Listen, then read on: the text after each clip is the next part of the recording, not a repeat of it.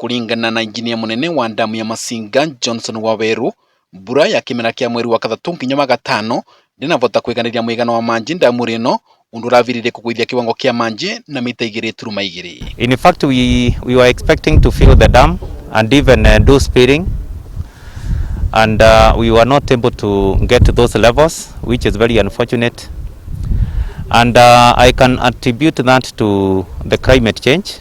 Itagocere kivonia kia gutura kia kwiganirira damu ino manji kavinda rikare mbura nyingi.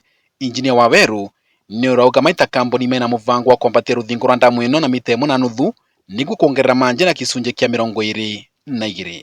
Plans for KenGen is to do the lacing of the dam wall by 1.5 meters, and now it is at the feasibility study level stage, not level stage.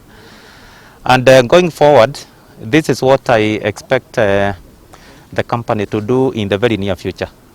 And by doing that, we should be able to store more water in the dam. Kuona mabataro ma vinya wa thitima ni mambatiririte na gikero kinene bururi-ini, injinia Waweru ni arauga kambuni ya KenGen ni irauka na mibango ya kuona maita kambuni ni mauka na njira ciingi cia guthondeka thitima ta gutumira vinya wa riua. The demand for power is growing at a very high rate, and for us, for KenGen now to meet the demand, we must explore various ways of generating more power by maybe doing more power plants, or even going the solar way. Damu ino ya Masinga ithondekaga megawatts 40 cia thitima wa muthenya na yenesura yonoragia manji kwenda miaka mburu mbere ya kunoria kwenda miaka gatatu iria ithondekaga vinya uria mwingi wa thitima.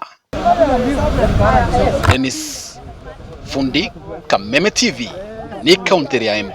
Is the one which is at 1056.5.